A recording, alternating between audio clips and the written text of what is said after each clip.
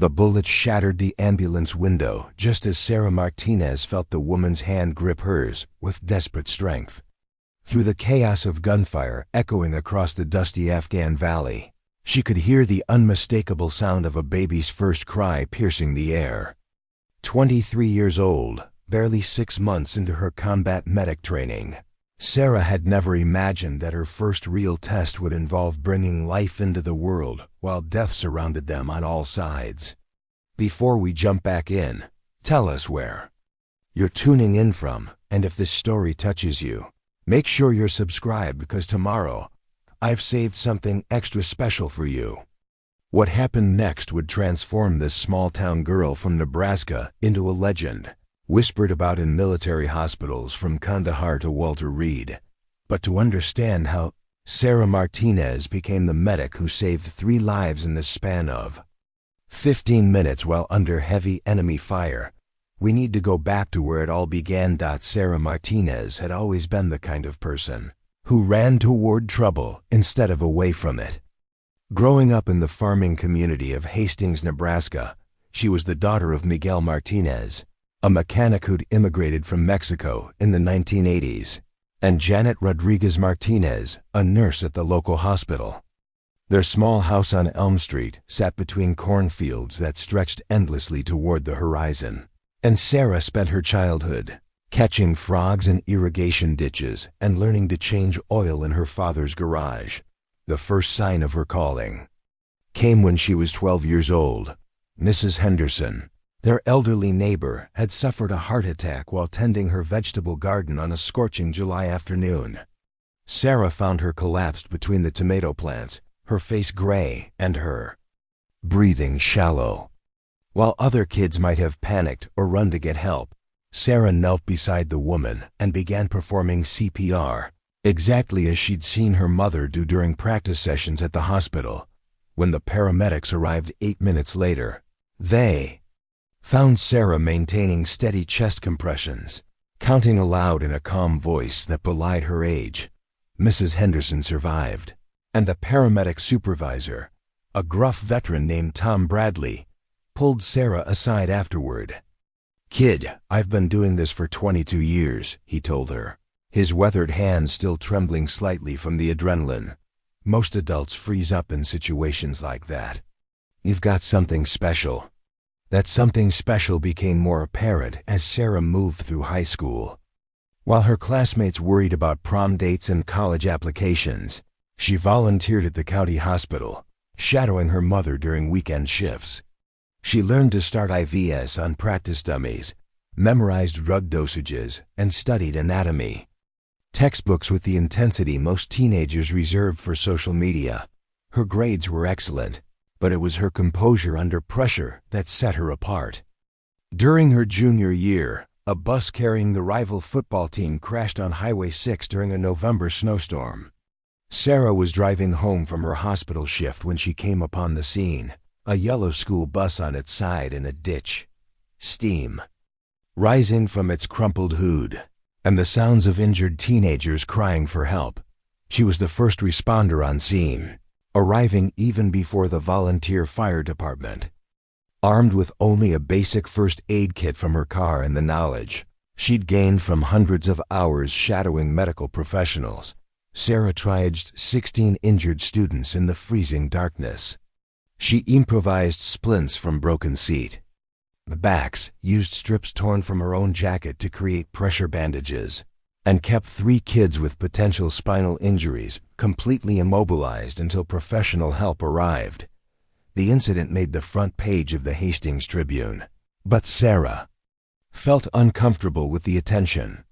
She was more interested in the feedback she received from the EMTs who worked the scene. They told her she had natural instincts, that her ability to prioritize casualties and make quick decisions under pressure was remarkable for someone so young. When it came time to choose her path after high school, Sarah surprised everyone by enlisting in the Army instead of pursuing pre-med at the University of Nebraska. Her parents were supportive but concerned. Their quiet, studious daughter choosing military service seemed out of character. But Sarah had done her research. She knew that Army combat medics received some of the most intensive medical training available anywhere, often surpassing civilian EMTs in their scope of practice. More importantly, she understood that military medics faced challenges that no civilian medical professional would ever encounter. They had to deliver emergency care while under fire in austere environments with limited supplies and no backup. It was the ultimate test of everything she'd been unconsciously preparing for her entire life. Basic training at Fort Benning, Georgia, was a shock to the system for the Nebraska farm girl. The Georgia heat and humidity were oppressive. The drill sergeants were relentlessly demanding, and the physical challenges pushed her beyond anything she'd experienced. But while other recruits struggled with the stress and intensity, Sarah found herself thriving. The controlled chaos of military training felt familiar somehow, like a more intense version of the hospital emergency department, where she'd spent so many hours as a teenager. She excelled in every phase of basic training, but it was during the Combat Lifesaver course that her instructors really took notice. Combat Lifesaver training taught basic medical skills to all soldiers: how to stop bleeding, treat shock, and manage airways. But Sarah absorbed the information with an intensity that impressed even the most experienced medics teaching the course. Staff Sergeant David Coleman, a veteran medic with 3 deployments to Afghanistan, watched Sarah practice trauma scenarios with growing interest. While other recruits fumbled with equipment and forgot procedures under pressure, Sarah moved with a confidence and precision that reminded him of medics with years of combat experience. "Martinez," he called out during one training exercise, front and center. Sarah jogged over, her uniform soaked with sweat from the Georgia heat. The exercise had simulated a roadside bomb explosion, with multiple casualties requiring immediate medical attention. While her fellow recruits had struggled to prioritize the wounded and apply proper treatment techniques, Sarah had moved methodically through the scenario, treating the most critical injuries first and maintaining calm communication throughout. "You've done this before," Coleman said. It wasn't a question. "No, Staff Sergeant. This is my first time with military protocols." Coleman studied her face, looking for any sign that she was being less than truthful. He'd been training soldiers for 8 years, and he'd learned to spot the ones who tried to impress instructors with exaggerated stories about civilian medical experience. "Then explain to me how you managed to properly prioritize 4 casualties, establish 2-4 lines, and successfully intubate a patient with a compromised airway, all while maintaining tactical awareness of your surroundings." Sarah thought for a moment before answering. "I grew up around medicine, Staff Sergeant. My mother's a nurse, and I volunteered at the hospital for years. But more than that, I think I just understand that staying calm and following proper procedures saves lives. Panic kills people faster than bullets sometimes." Coleman nodded slowly. He'd heard similar sentiments from combat veterans, but never from a recruit who hadn't yet completed basic training. After the exercise concluded, he made a note in Sarah's file recommending her for advanced medical training. Following basic training, Sarah was assigned to the 6-8W Healthcare Specialist course at Fort Sam Houston in San Antonio, Texas. The 68W course was 16 weeks of intensive medical training that would transform her from a soldier into a combat medic. The curriculum covered everything from basic anatomy and physiology to advanced trauma life support, pharmaceutical administration, and field surgery techniques. The training was demanding both intellectually and emotionally. Students learned to intubate patients, perform needle chest decompressions, administer controlled substances, and make life-or-death medical decisions under extreme pressure. The failure rate was high. Nearly 30% of students either failed to meet academic standards or couldn't handle the psychological pressure of the scenarios they faced. Sarah thrived in the environment. Her civilian medical experience gave her a foundation that many of her classmates lacked, but it was her ability to perform under pressure that really set her apart. During simulation exercises that left other students shaking with adrenaline, she maintained the steady hands and clear thinking that instructors looked for in combat medics. Her favorite instructor was Sergeant First Class Maria Santos, a Puerto Rican medic who'd served 2 tours in Iraq and 1 in Afghanistan. Santos was known for her no-nonsense approach to training and her ability to prepare students for the psychological realities of combat medicine. She'd seen too many young medics freeze up during their first firefight or break down after losing their first patient, and she was determined to prepare her students for those challenges. "Listen up, future lifesavers," Santos would say at the beginning of each trauma scenario. "In combat, you're going to see things that will stay with you for the rest of your life. You're going to lose patience despite doing everything right. You're going to have to make impossible choices about who gets treatment first when there aren't enough supplies to save everyone. The question is, will you be able to function when that happens, or will you freeze up and let more people die?" During one particularly challenging exercise, students were presented with a mass casualty scenario involving an improvised explosive device attack on a convoy. Multiple casualties were scattered across a mock village with different injury patterns and priorities. Students had to work in teams to triage patients, provide emergency treatment, and coordinate evacuations while instructors fired blank rounds and set off smoke grenades to simulate ongoing combat. Sarah was assigned as the senior medic for her team, responsible for coordinating treatment and making triage decisions. As the scenario began, the sounds of gunfire and explosions filled the air, and smoke obscured much of the training area. Her teammates looked to her for direction, their eyes wide with the stress of the simulation. "Listen to me," Sarah called out, her voice cutting through the chaos. "We're going to work systematically. Johnson, you take the casualties on the left side of the street. Williams, you handle the right side. I'll take the center and coordinate. Remember your ABCs: airway, breathing, circulation. Don't get tunnel vision on one patient when others might be dying." For the next 20 minutes, Sarah moved through the simulated battlefield with the confidence of a veteran. She correctly identified the most critically injured casualties, delegated treatment tasks to her teammates, and coordinated multiple medical evacuations. When one of her team members began to panic after losing a patient, she calmly reassigned him to a less critical task and took over treatment of the remaining casualties herself. After the exercise concluded, Sergeant Santos pulled Sarah aside for a private debrief. The Puerto Rican medic had been watching her students carefully during the scenario, looking for signs of potential problems or exceptional performance. Preparing and narrating this story took us a lot of time, so if you are enjoying it, subscribe to our channel. It means a lot to us. Now back to the story. "Martinez, I need to ask you something, and I want a straight answer. Have you been deployed before?" Sarah shook her head. "No, Sergeant. I've never been outside the United States. Combat experience of any kind? Police work, firefighting, emergency services? Just volunteer work at a civilian hospital, Sergeant." Santos frowned, studying Sarah's face intently. In 12 years of training combat medics, she'd rarely seen a student display such natural leadership and composure during high-stress scenarios.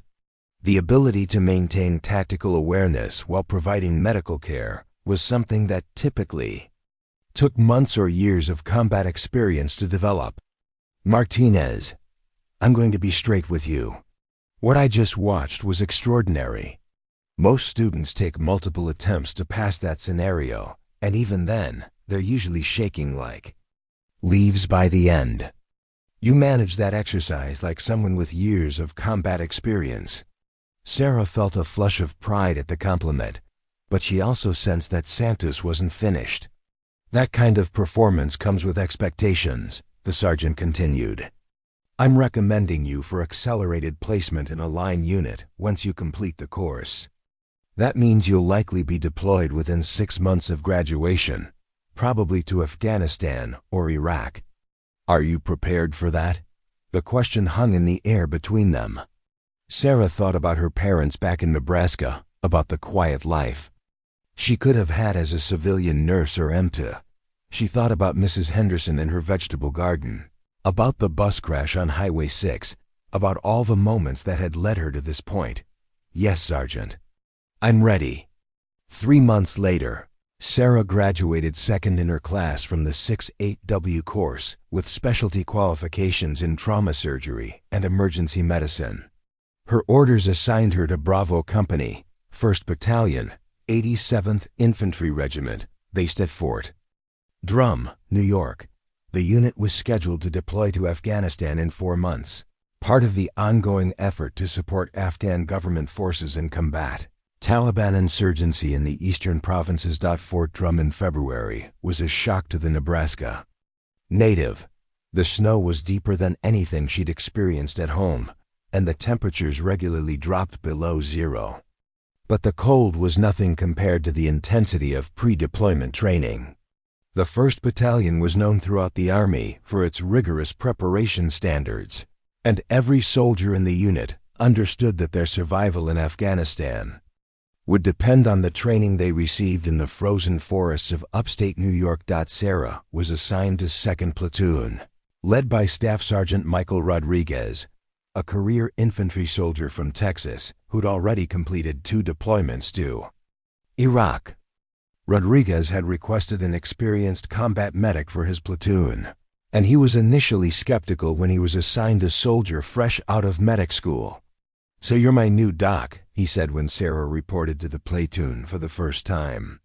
"Tell me, Martinez, what's the most serious trauma case you've ever handled?" Sarah thought about the bus crash, about the heart attack victim in the garden, about dozens of scenarios during training. But she understood what Rodriguez was really asking.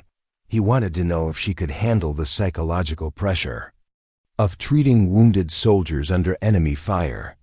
"Honestly, Staff Sergeant, I won't know until I'm tested in combat.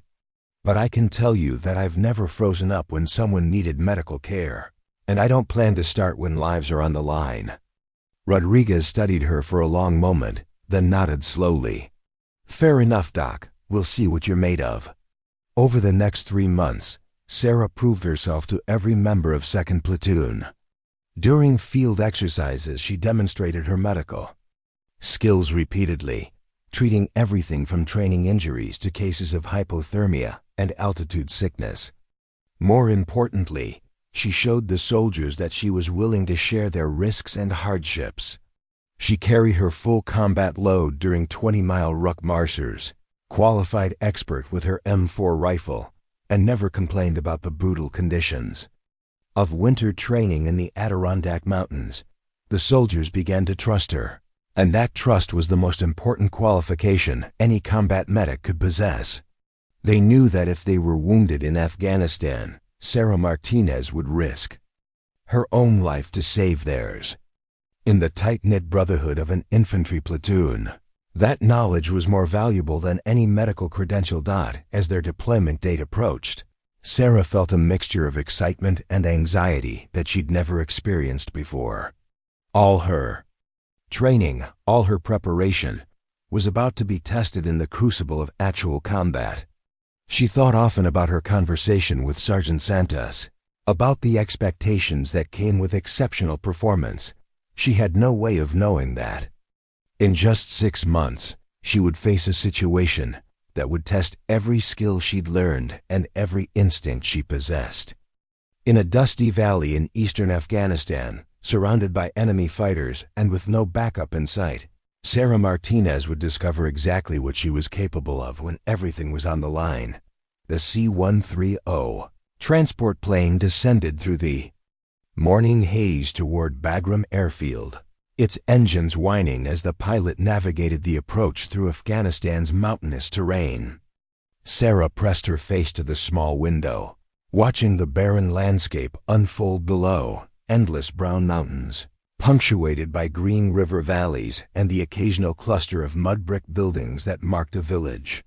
After months of anticipation, She was finally seeing the country that would become her home for the next 12 months.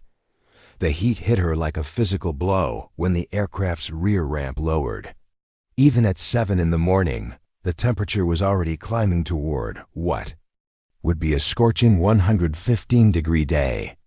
The air was thick with dust that seemed to coat everything within minutes, and the smell was unlike anything she'd experienced, a mixture of diesel fuel, burning trash, and something indefinable that veterans simply called the smell of Afghanistan.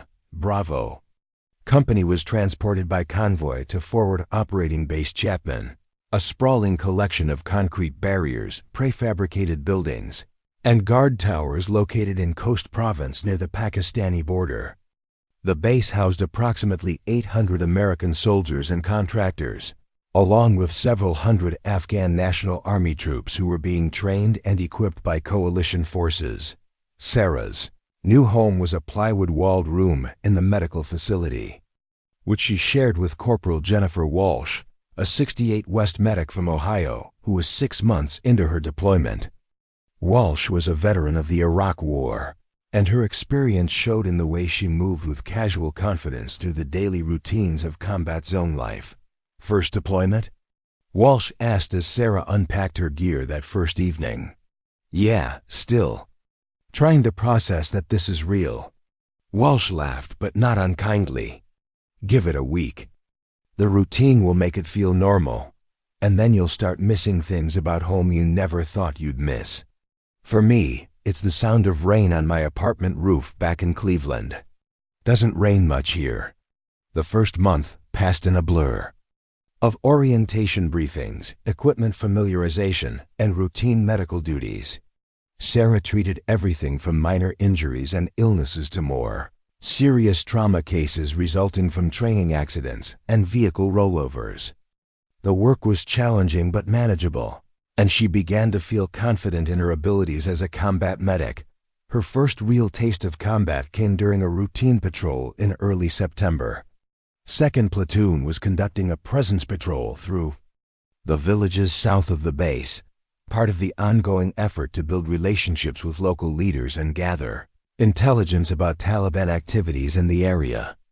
Sarah rode in the 3rd vehicle of the 4-truck convoy, her medical equipment carefully organized in the back of the armored Humvee. The improvised explosive device detonated under the lead vehicle as they passed through the village of Karam. The explosion was massive, a buried 155mm artillery shell packed with additional explosives and shrapnel. The blast flipped the 7,000-pound Humvee completely over and sent a shower of dirt and debris raining down on the entire convoy. Sarah's training kicked in before her conscious mind fully processed what had happened. As her driver, Specialist Tony Chun from San Francisco, brought their vehicle to a defensive position, she was already grabbing her aid bag and preparing to dismount. Through the dust and smoke, she could see figures moving around the overturned lead vehicle, and she knew that soldiers were wounded and needed immediate medical attention. "Doc, wait for the all clear," Staff Sergeant Rodriguez called over the radio. Standard procedure was to secure the area before medics moved to treat casualties. Secondary explosions and ambushes were common tactics used by insurgents, but Sarah could hear screaming from the overturned vehicle, and every instinct told her that time was critical. She made a decision that would become characteristic of her deployment. She ignored protocol and ran toward the wounded soldiers. The lead vehicle's crew had been thrown around the armored compartment like rag dolls. When the truck flipped, Private First Class Marcus Johnson from Detroit had a compound fracture of his left leg, with bone protruding through his uniform pants. Sergeant Kevin Murphy from Boston was unconscious with what appeared to be a severe head injury, blood streaming from his ears and nose.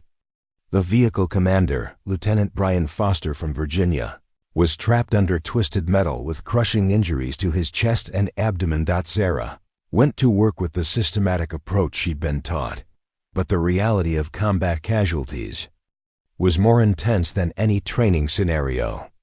The smell of blood mixed with diesel fuel and burning rubber was overwhelming.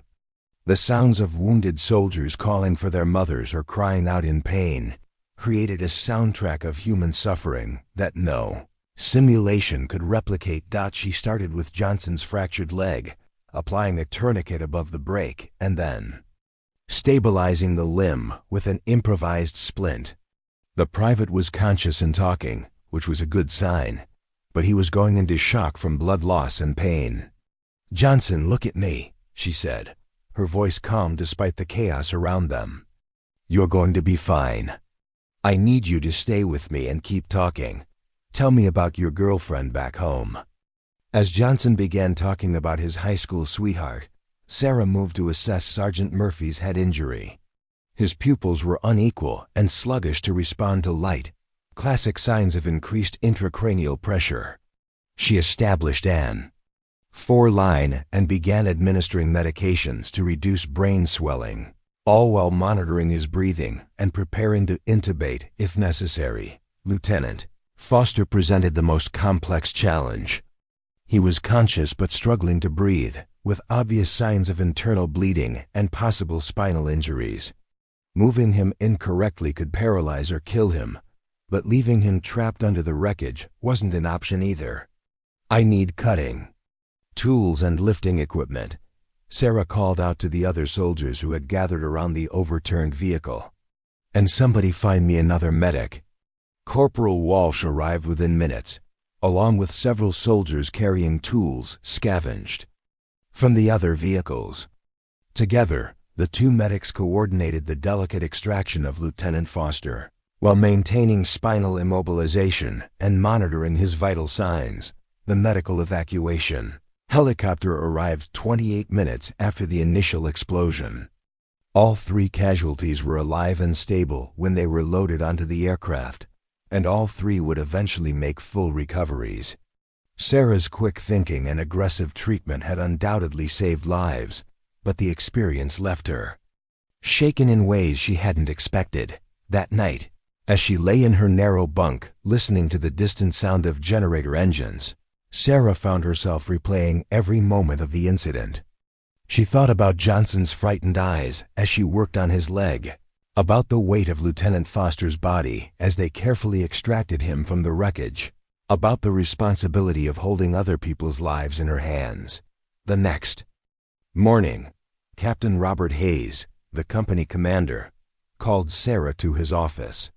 Hayes was a West Point graduate from Oregon who'd been with the unit for 18 months. He was known for his tactical competence and his genuine concern for his soldiers' welfare. "Martinez, I wanted to talk to you about yesterday's incident," he began. "First, I want you to know that all 3 casualties are stable and expected to make full recoveries. The surgeons at Bagram said your field treatment was textbook perfect." Sarah felt a wave of relief wash over her. "Thank you, sir. I'm glad they're going to be okay. That said, I also need to address your decision to move to the casualties before the area was secured. Staff Sergeant Rodriguez tells me he specifically ordered you to wait for the all clear." Sarah had been expecting this conversation. "Yes, sir. I understand I violated protocol, but I could hear soldiers screaming, and I knew that time was critical for trauma patients. I made a tactical decision based on the medical situation." Captain Hayes studied her for a long moment. "Martinez, I've been in the Army for 8 years, and I've worked with dozens of combat medics. Most of them are competent professionals who follow their training and do their jobs effectively. But every once in a while, you encounter someone who has instincts that go beyond training, someone who can make split-second decisions that save lives, even when those decisions involve significant personal risk." He paused, organizing his thoughts. "What you did yesterday was technically insubordination. It was also exactly what those wounded soldiers needed. I'm not going to write you up, but I need you to understand that your willingness to take risks to save lives is going to put you in situations where ordinary medics wouldn't go. Are you prepared for that responsibility?" Sarah thought about her conversation with Sergeant Santos back at Fort Sam Houston, about the expectations that came with exceptional performance. "Yes, sir, I am." Over the following months, Sarah's reputation within Bravo Company grew with each mission. She accompanied patrols through the most dangerous areas of Coast Province, treating everything from minor injuries to life-threatening trauma cases. Her medical skills were matched by her tactical awareness. She learned to move like an infantry soldier, to think like a warrior while maintaining the compassion of a healer. In October, 2nd Platoon was assigned to establish a temporary patrol base in the village of Aranas, a strategic location that had been contested between coalition forces and Taliban fighters for over a year. The mission was supposed to last 5 days, long enough to conduct searches for weapons caches and meet with village elders to discuss development projects. Sarah was the only medic assigned to the 28-man element that occupied the abandoned school building on the edge of Aranas. The building provided good fields of fire and defensive positions, but it was also isolated from the main base and any immediate reinforcements. If soldiers were seriously wounded during the mission, she would be their only hope for medical care. Until a helicopter could reach their location, the Taliban attack began before dawn on the 3rd day, with rocket-propelled grenades and machine gun fire directed at the school building from multiple positions around the village. Sarah was awakened by the sound of explosions and the distinctive crack of bullets passing close overhead. She grabbed her medical equipment and body armor, moving quickly to the designated casualty collection point that had been established in the building's main hallway. The fighting was intense from the beginning. Taliban fighters had infiltrated the village during the night and established fighting positions in houses and compounds that surrounded the school. They had the American position surrounded and were directing accurate fire from at least 6 different locations. 15 minutes into the firefight, Sarah heard the call that every combat medic dreads. "Medic! Medic up here now!" The Vundi call came from the building's 2nd floor, where soldiers were manning defensive positions at the windows. Sarah grabbed her aid bag and sprinted up the concrete stairs, staying low as bullets shattered windows and ricocheted off walls around her. She found Private Rodriguez, a 19-year-old soldier from New Mexico who shared a last name but no relation to the staff sergeant, lying behind an overturned desk with a gunshot wound to his shoulder. The bullet had entered Rodriguez's left shoulder from the front and exited through his back, missing major arteries but causing significant tissue damage and bleeding. Sarah applied pressure bandages and established an IV line while bullets continued to crack through the air around them. The soldier was conscious and alert, more angry than frightened about being shot. "Doc, I can still fight," he insisted as Sarah worked on his wounds. "Just patch me up and I'll get back on the gun." "Rodriguez, you're done fighting for today," Sarah replied firmly.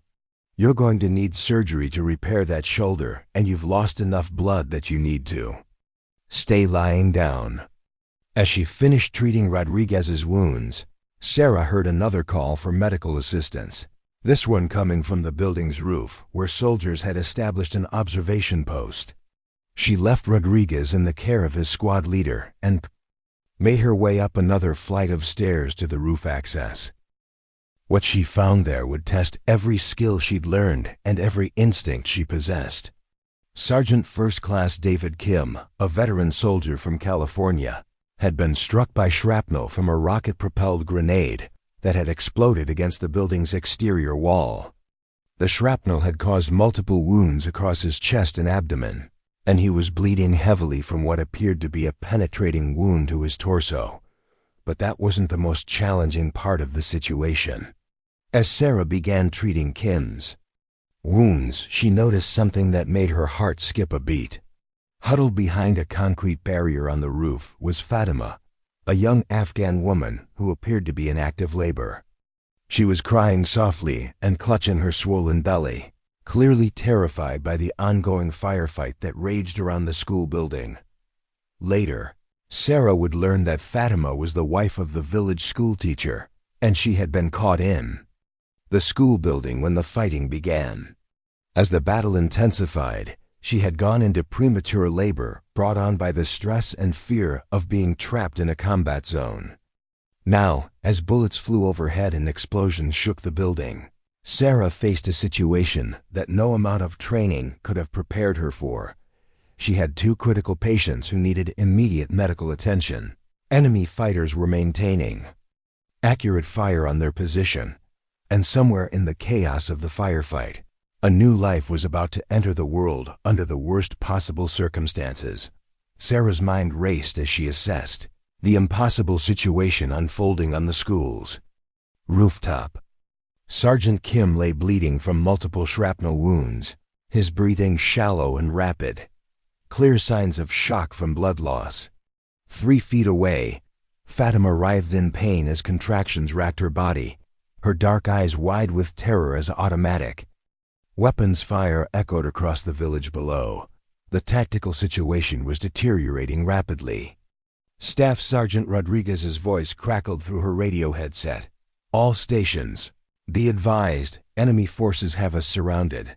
We're taking effective fire from at least 8 positions. No movement above ground level." Sarah looked around the rooftop, taking inventory of her resources. Her medical bag contained enough supplies to treat 1 critical trauma patient or assist with a normal delivery, but not both simultaneously. The concrete barrier that provided cover from enemy fire was barely large enough to shelter 2 people, let alone 3. And somewhere in the maze of village streets below, Taliban fighters were maneuvering closer to the school, their gunfire becoming more accurate with each passing minute. "Kim, can you hear me?" Sarah called out to the wounded sergeant as she opened her aid bag. "Yeah, Doc," Kim gasped, his voice strained with pain. "How bad is it?" Sarah quickly examined his wounds, her hands working with practiced efficiency despite the chaos around them. The largest piece of shrapnel had penetrated his left side just below the rib cage, creating a wound that was bleeding steadily but hadn't hit any major organs. Several smaller fragments had peppered his chest and arms, creating a pattern of injuries that looked worse than they actually were. "You're going to be fine," she told him truthfully, applying pressure bandages to the worst bleeding. "The shrapnel missed everything vital, but I need to get this bleeding under control." As she worked on Kim's wounds, Fatima let out a sharp cry of pain that cut through even the sound of gunfire. Sarah looked over to see the young woman's traditional blue burqa soaked with blood and amniotic fluid. Her contractions were coming every 2 minutes now. The baby was coming whether the firefight ended or not. Sarah made a decision that would define the rest of her military career. Instead of focusing on 1 patient at a time, she would treat both simultaneously, coordinating her movements to provide care to each as their conditions demanded. It was a calculated risk that went against every principle of triage she'd been taught, but she could see no alternative. "Kim, I need you to hold pressure on this bandage," she instructed, positioning his right hand over the largest wound. "Press down hard and don't let up, even if it hurts. Can you do that for me?" The sergeant nodded, his jaw clenched with determination. Despite his injuries, he understood the tactical situation as well as any soldier on the rooftop. If Sarah couldn't treat both casualties, someone was going to die. Sarah moved quickly to Fatima's side, her hands gentle but efficient as she assessed the progression of labor. The young woman was fully dilated and beginning to push. The baby would arrive within minutes regardless of the circumstances. Sarah had assisted with dozens of deliveries during her hospital volunteer work, but never while under enemy fire and never with such limited medical supplies. "Fatima, can you understand me?" Sarah asked in the basic Dari phrases she'd learned during cultural training. The woman nodded, tears streaming down her face as another contraction seized her body. "You're going to have your baby now," Sarah continued, switching to English and hoping her tone would convey reassurance even if the words weren't understood. "I'm going to help you, but I need you to listen to me carefully." The sound of gunfire intensified as Taliban fighters pressed their attack on the school building. Sarah could hear the distinctive sound of AK-47 rifles mixed with the heavier reports of rocket-propelled grenades. Several floors below, her fellow soldiers were fighting for their lives. But up on the rooftop, she was engaged in a different kind of battle, one to bring life into the world instead of ending it. Sarah positioned herself between Kim and Fatima, her movements economical and purposeful as she alternated between checking the sergeant's bandages and monitoring the progression of labor. Kim's bleeding was under control for the moment, but she could see that he was becoming increasingly pale as shock set in. She needed to start an IV line to replace lost fluids, but Fatima's baby was crowning and would arrive within the next few contractions. "Kim, stay with me," she called out as she noticed his eyes beginning to lose focus. "Tell me about your family back home. Keep talking to me. My wife." "Jenny," Kim whispered, his voice growing weaker. "She's pregnant too. Due next month. Haven't told her it's a boy yet. Wanted to surprise her." Sarah felt a surge of emotion at the parallel between Kim's situation and what was happening with Fatima, but she pushed those feelings aside and focused on the medical tasks at hand. She quickly established an 4-line in Kim's arm, using practiced movements to insert the catheter even as gunfire continued to crack overhead. Fatima cried out again, and Sarah could see the baby's head emerging. The delivery was progressing rapidly, too rapidly for optimal safety, but there was no way to slow the process under the circumstances.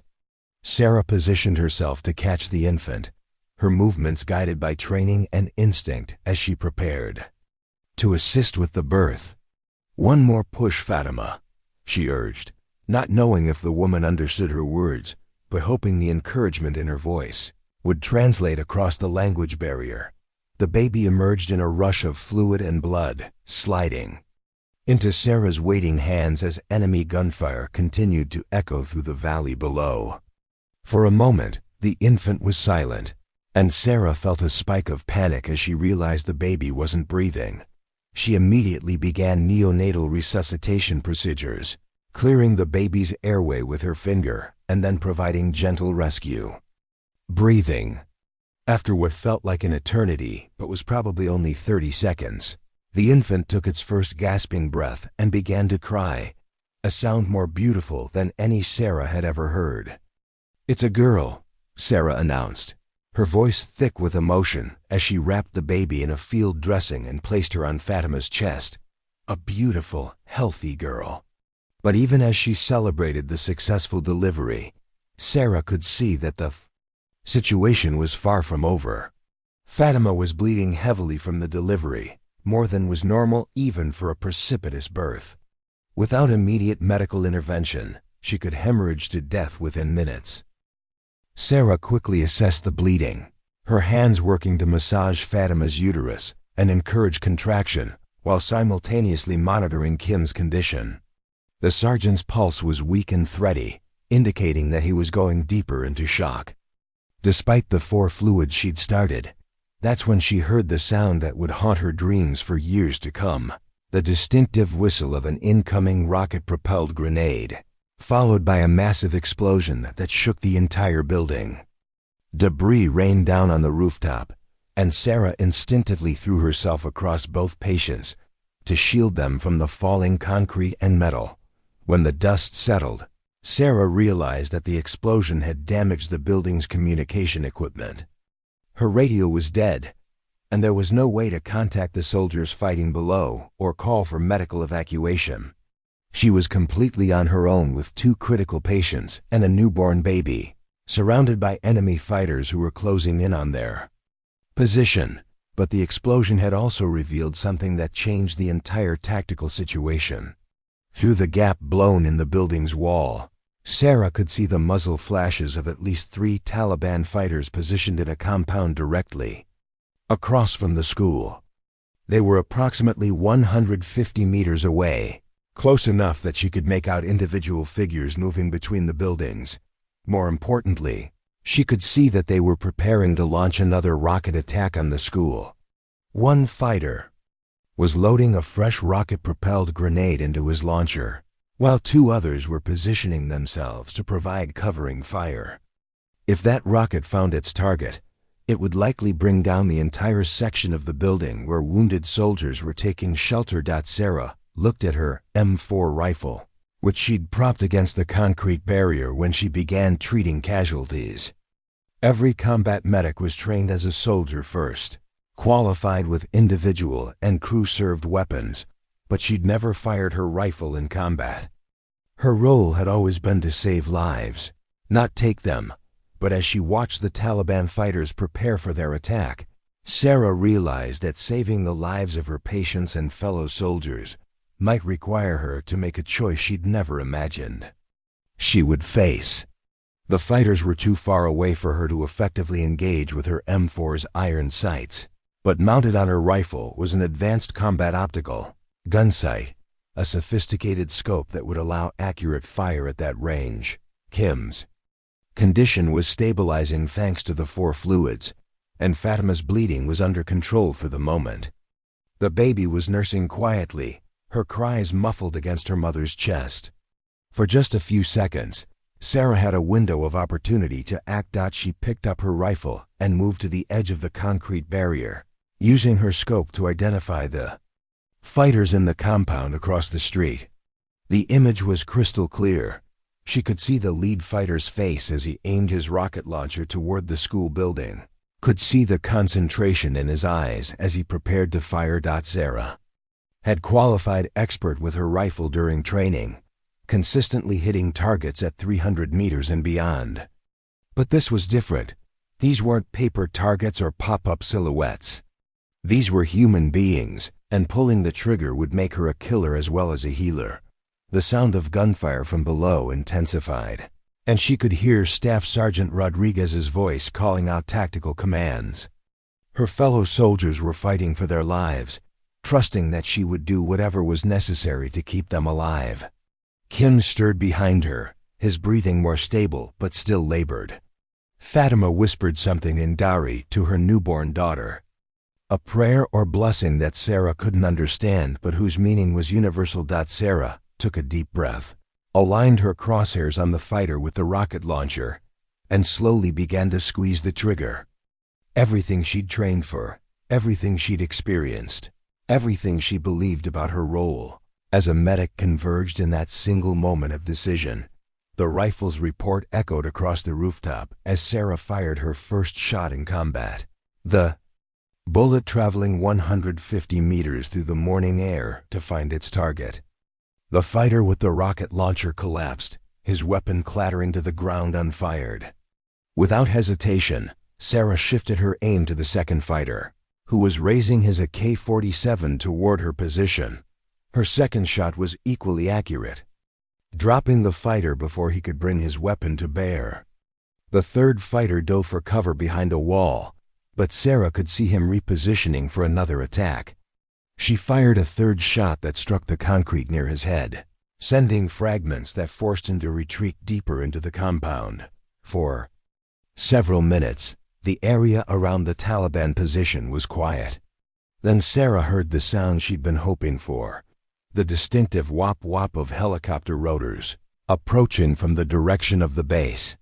2 Apache attack helicopters swept over the village, their 30mm cannons engaging the Taliban positions with devastating effect. The firefight was over.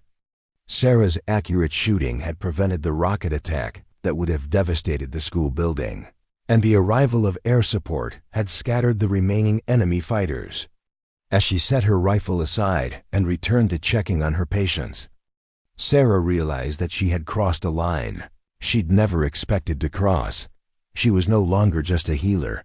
She was a warrior who had taken lives to save lives, who had used the tools of death to protect the innocent and vulnerable. The weight of that realization settled over her like a heavy blanket, but it was accompanied by a sense of grim satisfaction. Everyone under her care was alive, and that was what mattered most. As medical evacuation helicopters arrived to transport Kim and provide additional care for Fatima and her baby, Sarah found herself thinking about the conversation she'd had with Captain Hayes months earlier. He'd warned her that her willingness to take risks to save lives would put her in situations where ordinary medics wouldn't go. He'd been right, but even he couldn't have imagined the situation she'd just faced.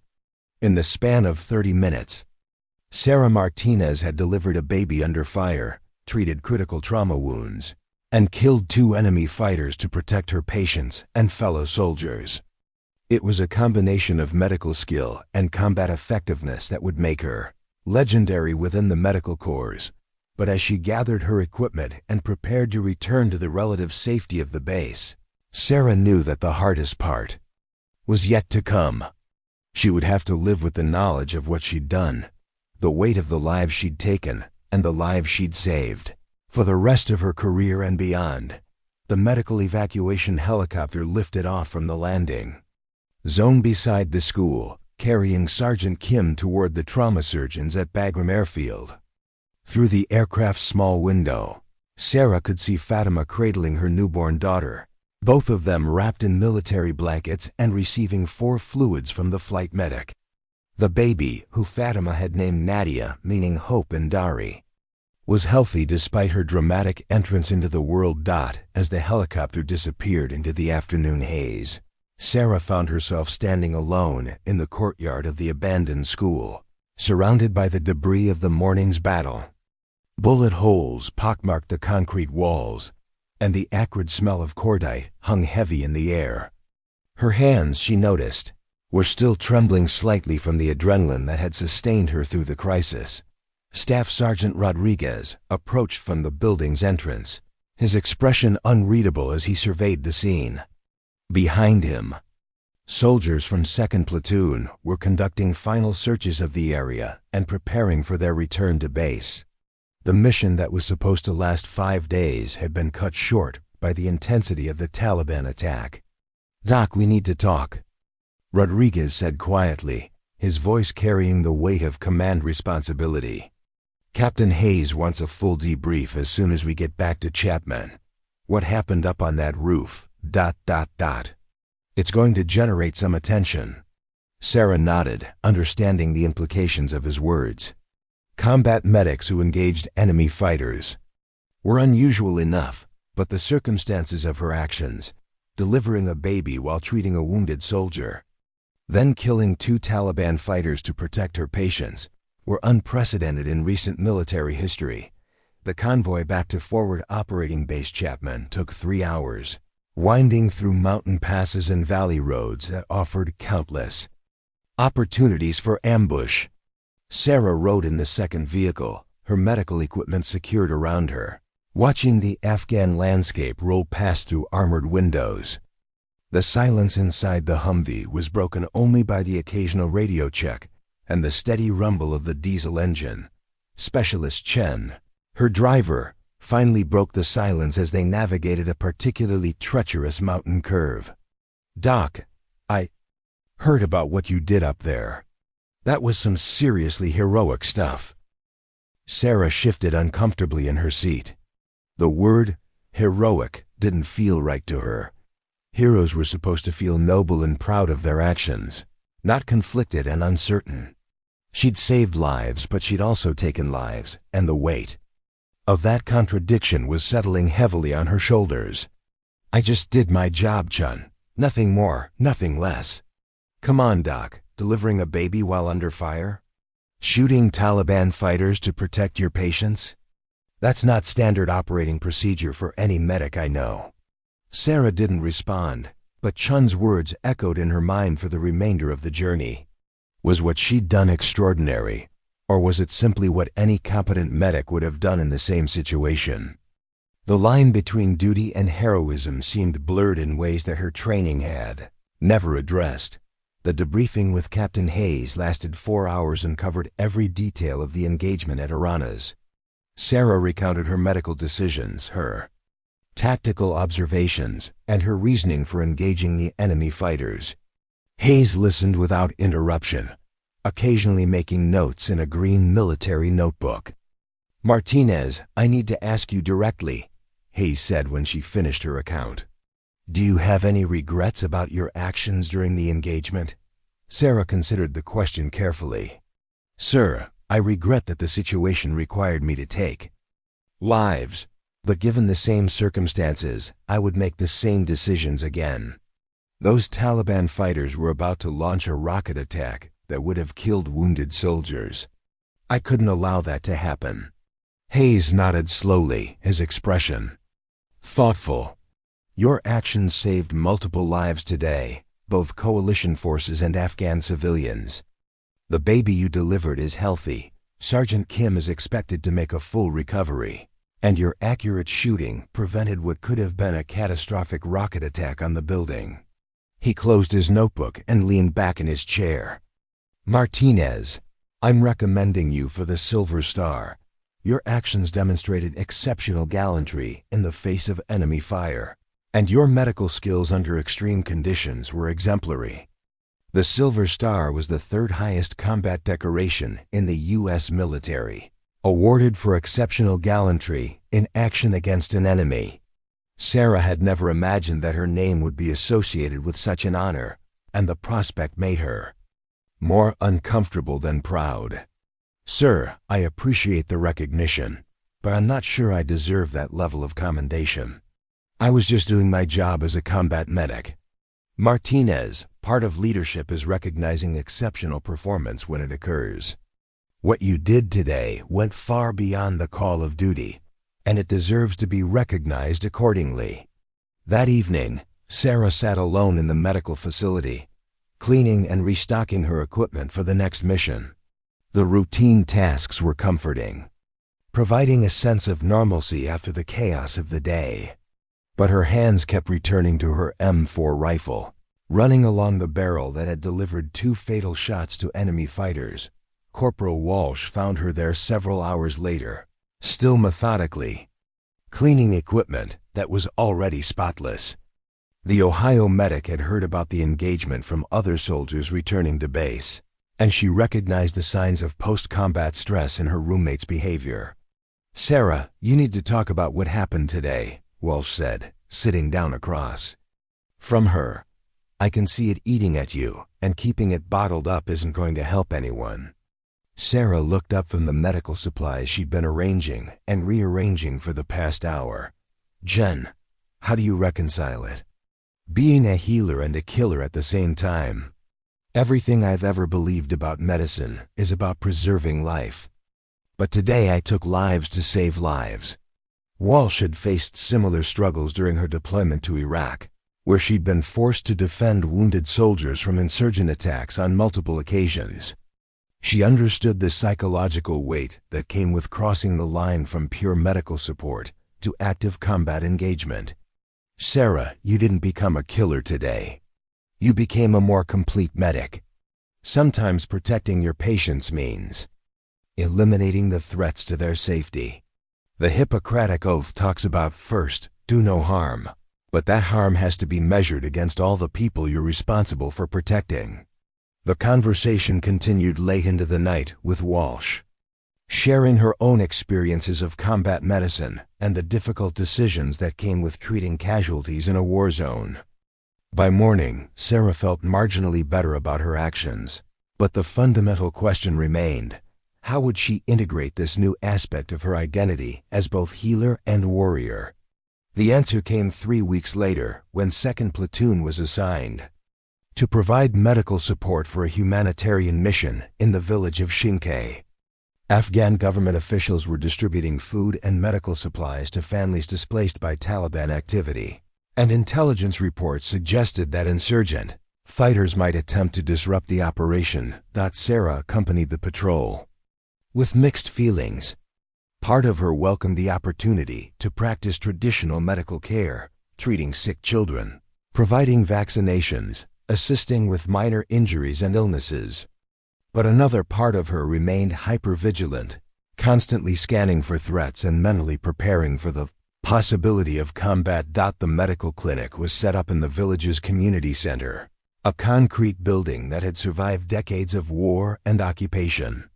Sarah worked alongside Afghan medical personnel, treating a steady stream of patients that ranged from malnourished infants to elderly villagers with chronic conditions that had gone untreated for years. One of her patients was a young boy named Ahmad, approximately 6 years old, who had stepped on an unexploded cluster bomb while playing in a field near his home. The device had shattered his left foot, and infection had set in during the weeks it took his family to seek medical attention.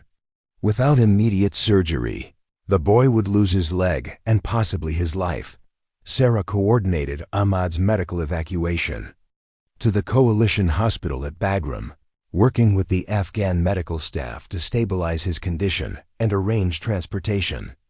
As she watched the helicopter carry the boy away from his village, she felt the same sense of satisfaction that had driven her to become a medic in the first place.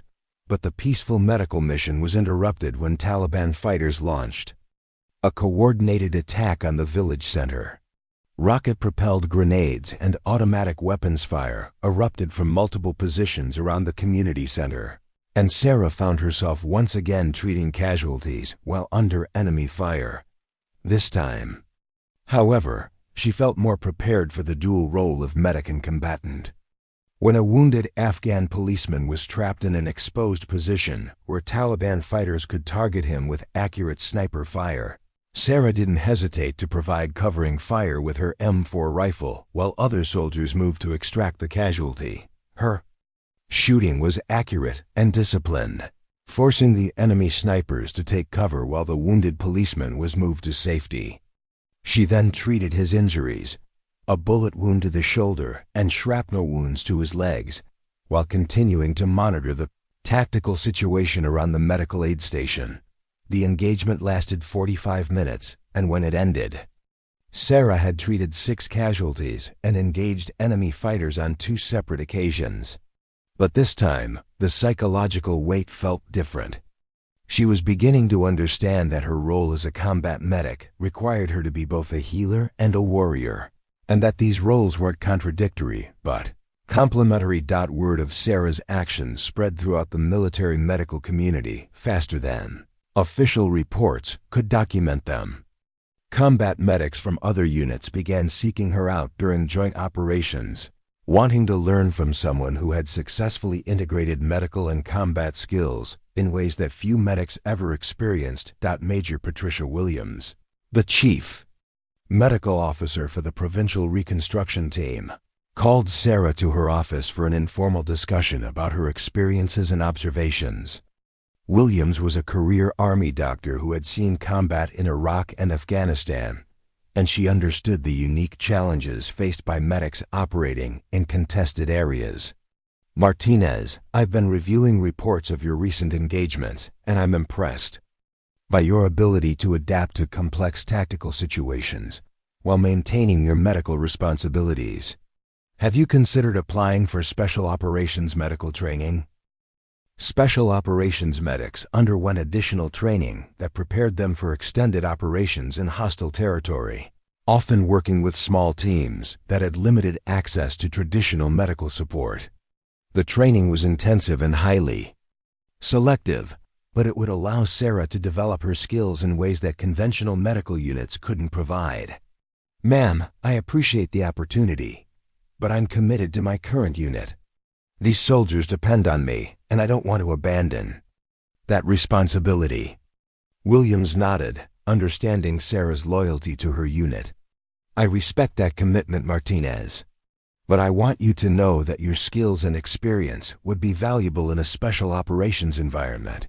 If you change your mind, let me know.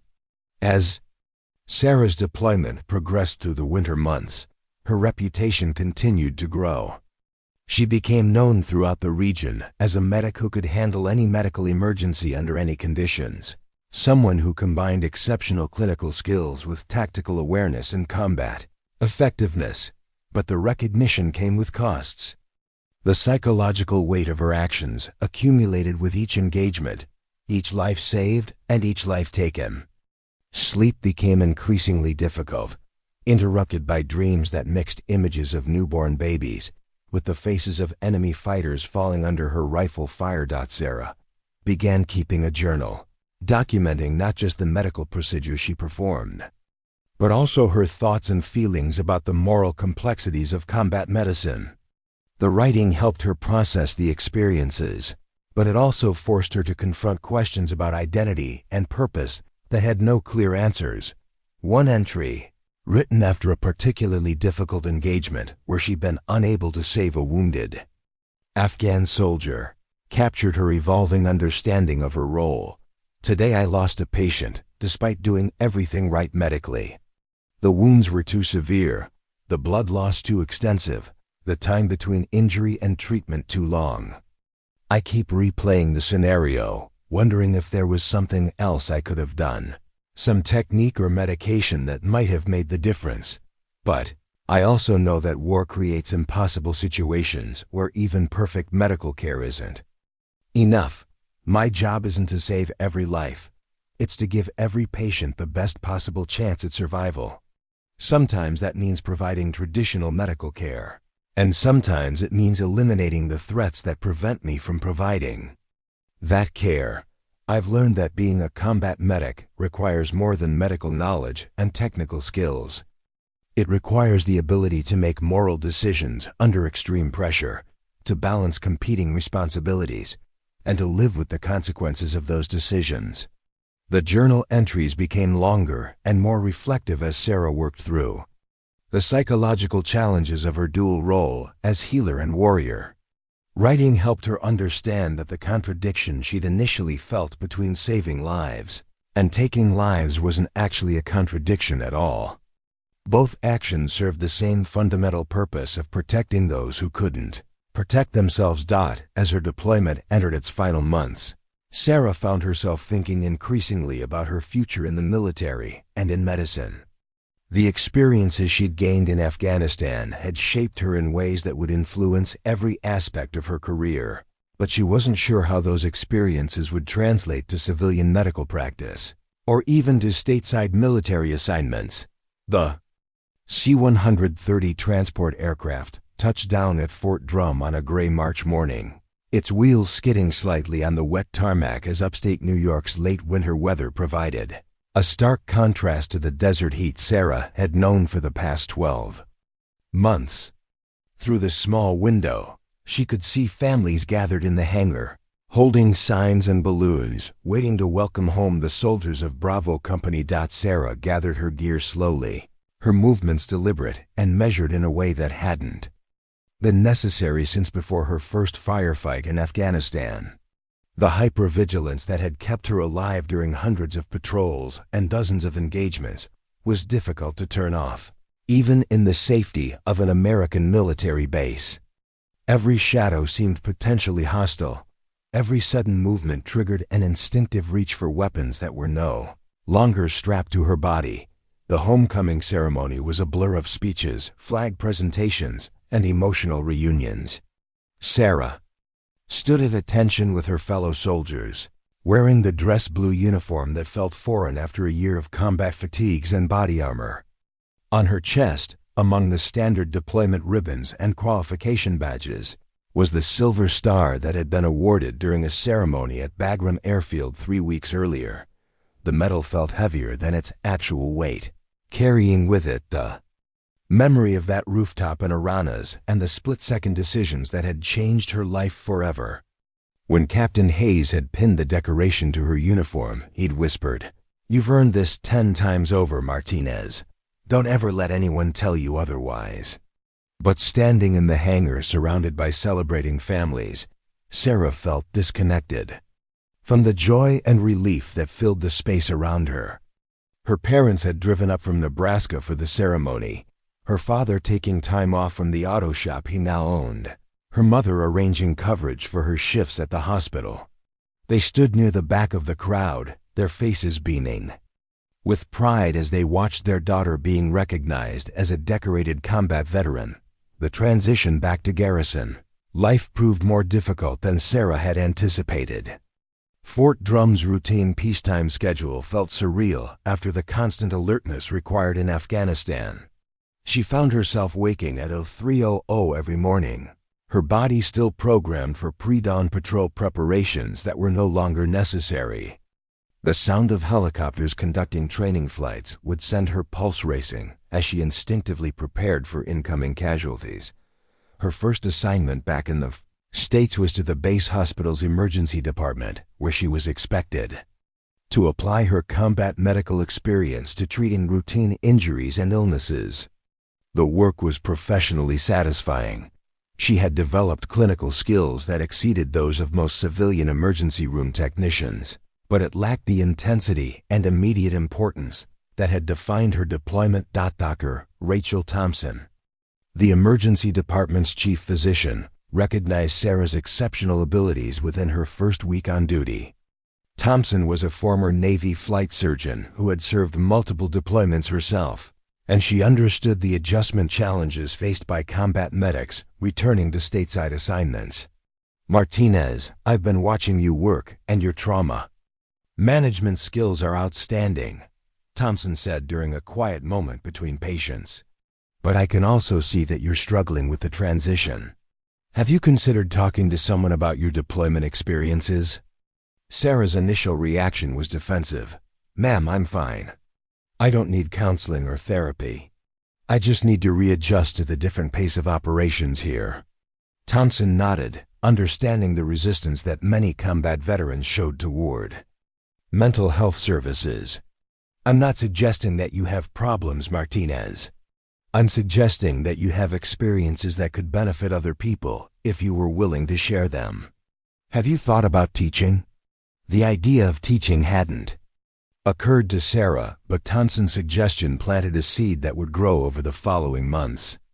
The Army's Medical Center of Excellence was constantly looking for instructors with recent combat experience to teach medical procedures and trauma management to new medics preparing for deployment. 3 months later, Sarah received orders assigning her to the 68 West Advanced Individual Training Program at Fort Sam Houston, the same school where she had learned to become a combat medic 3 years earlier. Her new role would be teaching trauma medicine and combat casualty care to the next generation of medics preparing for deployments to Iraq and Afghanistan. Returning to Fort Sam Houston felt like completing a circle, but Sarah quickly discovered that being an instructor was vastly different from being a student. The young soldiers in her classes looked at her with a mixture of respect and curiosity. She was barely older than many of them, but her chest full of combat decorations and her quiet confidence marked her as someone who had been tested in ways they could only imagine. Her teaching style evolved from her own experiences in Afghanistan. While other instructors focused on textbook procedures and standardized protocols, Sarah emphasized decision-making under pressure and the psychological challenges of treating casualties under fire. She created scenarios that reflected the reality of combat medicine, where medics had to balance competing priorities with limited resources and incomplete information. One of her most popular classes became known as Martinez's Impossible Choices, where students were presented with complex medical scenarios that had no clear right answers. She would describe treating multiple critical casualties simultaneously, making triage decisions with insufficient information, and maintaining medical effectiveness while under enemy fire. During one such class, a young soldier from Texas raised his hand with a question that Sarah had been expecting. "Sergeant Martinez, the scenario you described sounds like something that happened to you personally. Can you tell us about your combat experiences?" Sarah had developed a standard response to such questions, focusing on general principles rather than specific incidents. But this time, looking at the eager faces of students who would soon face their own combat deployments, she decided to share more of her story. "I'm going to tell you about a day in Afghanistan that changed my understanding of what it means to be a combat medic," she began, her voice steady despite the emotional weight of the memories. "But I want you to understand that I'm not sharing this story to glorify combat or to make myself look heroic. I'm sharing it because the lessons I learned that day might someday save your life or the lives of soldiers depending on you." She described the attack on the school in Iran as the impossible situation on the rooftop and the decisions she had made under extreme pressure. She talked about treating Sergeant Kim while helping Fatima deliver her baby, about the split-second choice to engage enemy fighters, and about the psychological weight of taking lives to save lives. The classroom was completely silent as she spoke, students leaning forward in their seats as they absorbed details that would never appear in any official training manual. When she finished, the silence stretched for several long seconds before a student from California raised her hand. "Sergeant, how do you live knowing that you killed people? I mean, we're medics. We're supposed to save lives, not take them." It was the question Sarah had asked herself countless times during her deployment and in the months since returning home. She had developed an answer through months of reflection, counseling sessions she had finally accepted, and conversations with other combat veterans who had faced similar moral complexities. "The way I see it, my primary responsibility as a combat medic is to preserve life and prevent suffering. Most of the time, that means providing medical care. But sometimes, it means eliminating threats to the people I'm sworn to protect." The Taliban fighters I shot that day were preparing to launch a rocket attack that would have killed wounded soldiers under my care. Stopping that attack was as much a part of my medical mission as starting in 4 or applying a bandage. The discussion that followed was the most engaged Sarah had ever seen from a class of students. They asked questions about decision-making under pressure, about managing fear and adrenaline, and about maintaining humanity in inhuman situations.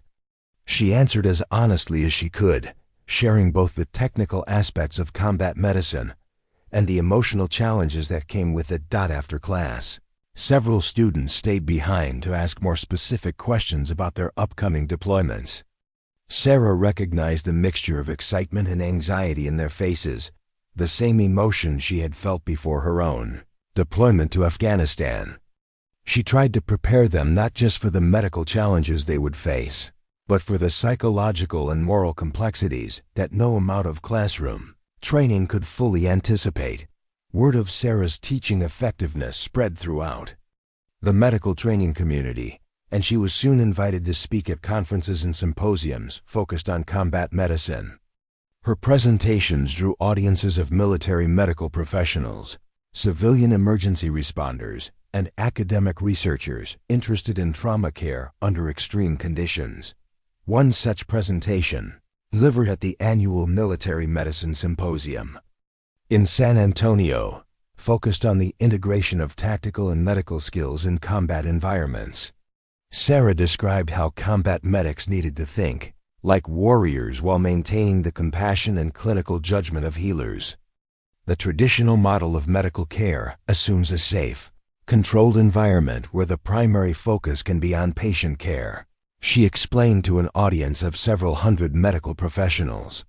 Combat medicine requires a different approach, one where medical decision-making must be integrated with tactical awareness and, when necessary, combat effectiveness. After the presentation, Sarah was approached by Colonel James Parker, a senior medical officer who was developing new training programs for special operations medics. Parker had been following Sarah's career since her deployment to Afghanistan, and he was impressed by her ability to articulate the complex challenges of combat medicine. "Sergeant Martinez, I have a proposition for you," Parker said. "I'm putting together a team to develop advanced combat medical training for special operations forces. The training would push the boundaries of what medics are expected to do in terms of both medical procedures and tactical integration. I think your experience and teaching ability would be invaluable to the program."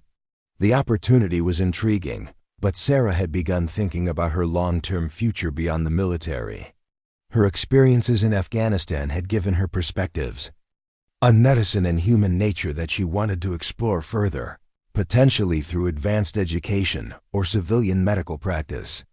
"Sir, I appreciate the opportunity, but I'm considering pursuing my bachelor's degree and potentially medical school.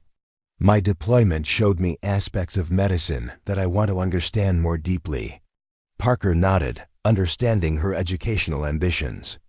"Martinez, what if I told you that this assignment could support those goals? We're partnering with several medical schools to develop training programs that bridge military and civilian trauma care. Instructors in the program would have opportunities to pursue advanced degrees while continuing to serve. The proposal was compelling, offering Sarah a way to continue serving while advancing her education and exploring new approaches to medical care. After discussing the opportunity with her parents and mentors, she accepted the assignment and began preparing for what would become the next phase of her military career. The Advanced Combat Medicine Training Center was established at Fort Bragg, North Carolina, in partnership with Duke University Medical Center and the University of North Carolina School of Medicine.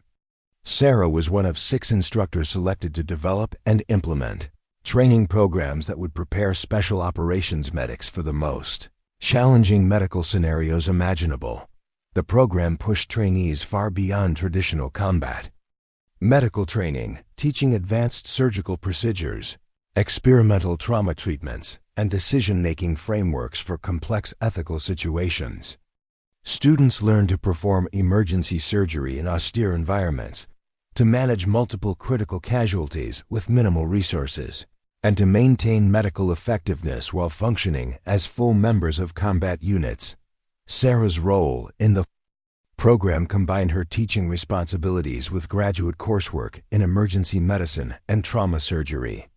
She was pursuing a bachelor's degree in biology through the University of Maryland's distance learning program while simultaneously taking graduate-level courses at Duke that would prepare her for medical school.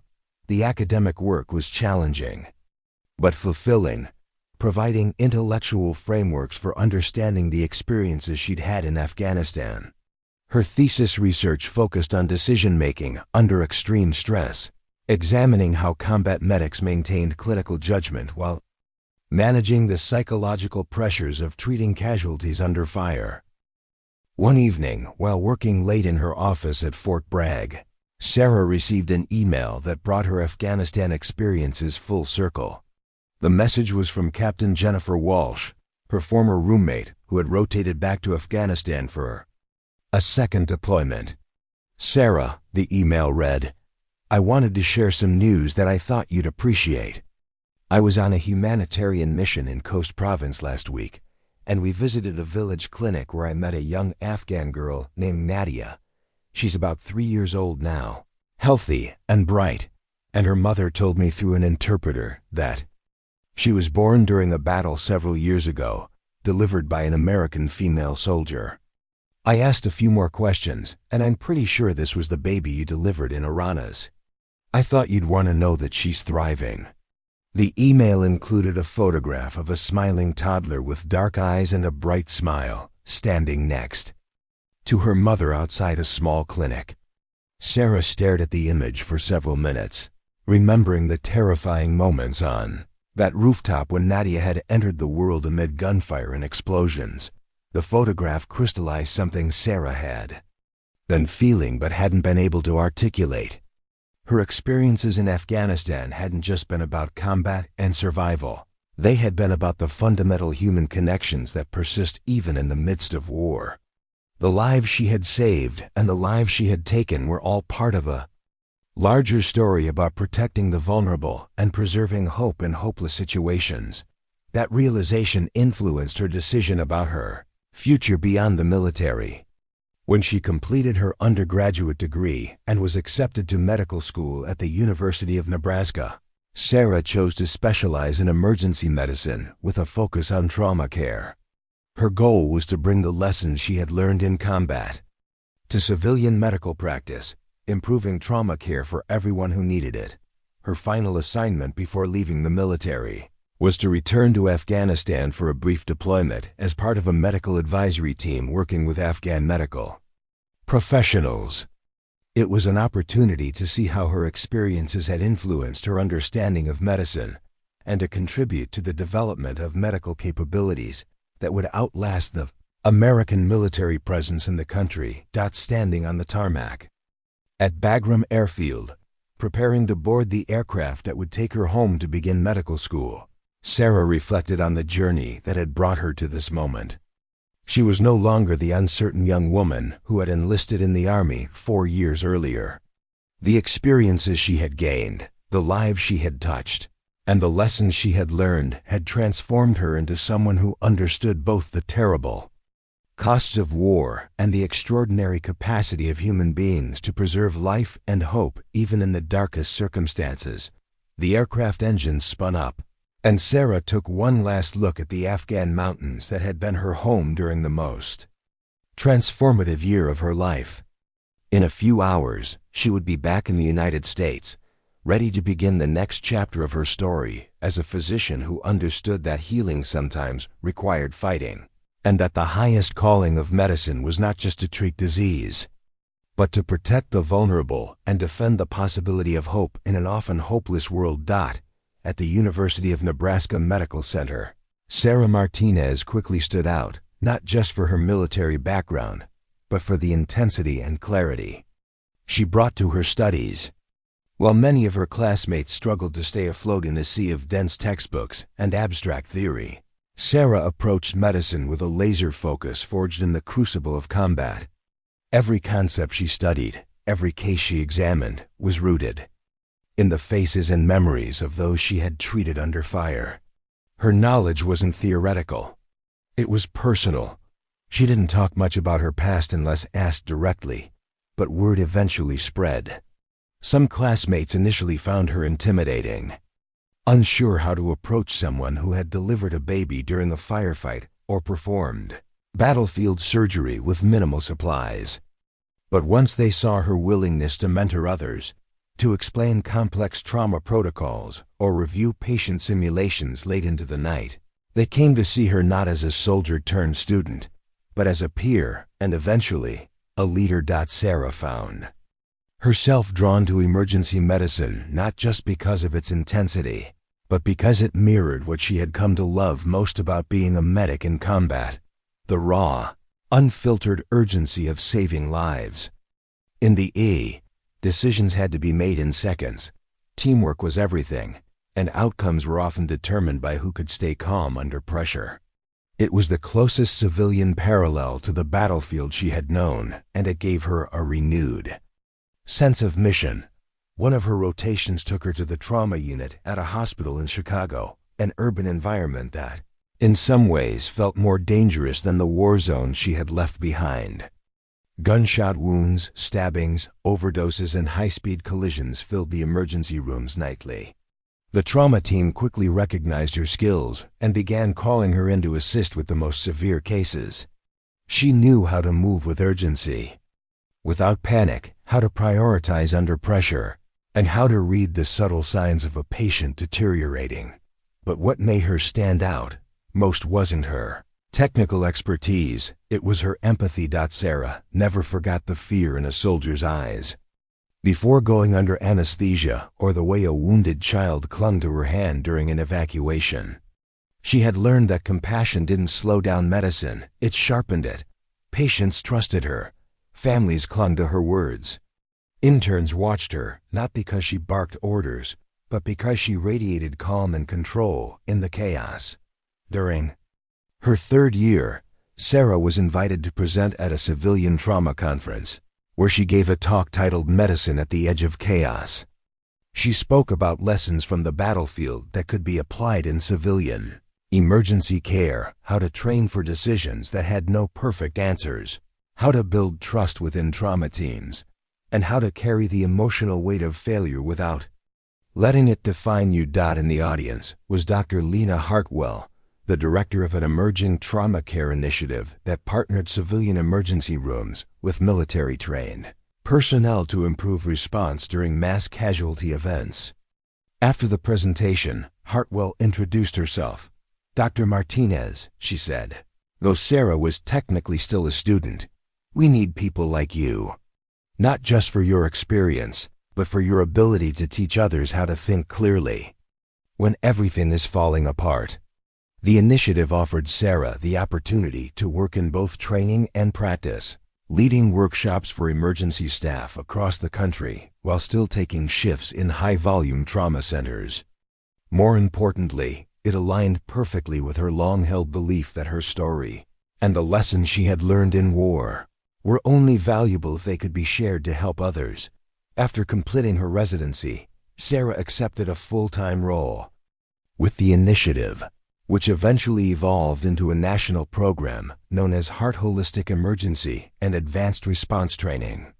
Sarah led the development of its curriculum, combining battlefield triage, psychological resilience training, and high-fidelity simulations that tested both technical skill and ethical decision-making. She often referred to her combat training in class, but always grounded it in service to others. One of her core modules was titled Martinez's Impossible Choices, a direct evolution of the class she had once taught to Army medics at Fort Sam Houston. Now she taught it to emergency physicians, paramedics, and trauma nurses across the country. The scenarios were still harrowing: mass shootings, natural disasters, bombings, but they were designed to cultivate clarity under pressure and compassion. Under duress. In every class, there came a moment when a student asked the inevitable question, how do you live with the choices you had to make? And each time, Sarah gave the answer she had refined over years of reflection. You don't live with the choices. You live with the people they affected. You remember their names, their faces, the way they laughed or cried or held your hand. And then you use that memory to do better the next time, and the time after that. That's how you honor them. That's how you keep going. Years later, after she had earned her board certification and become recognized as one of the leading voices in trauma medicine, Sarah returned once more to Afghanistan, this time as part of a humanitarian medical mission with Doctors Without Borders. The war had officially ended, but the wounds lingered in the infrastructure, in the people, in the land itself. In the village of Aranas, now slowly rebuilding, Sarah found herself standing at the same rooftop where she had once delivered a baby under gunfire. The building had been repaired and repurposed into a community clinic. On the wall hung a photograph, a grainy, printed image of an American soldier holding a newborn, both of their faces blurred with movement. A young girl 7 or 8 years old peeked into the room, curious. She had dark eyes and a wide smile. Nadia? Sarah asked softly.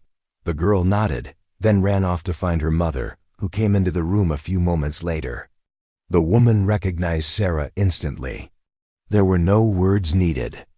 She took Sarah's hands, held them to her face, and wept. It was in that moment that Sarah understood the full weight of her journey, not as a medic, not as a soldier, and not even as a doctor, but as a human being who had chosen, again and again, to show up where she was needed most, no matter the cost.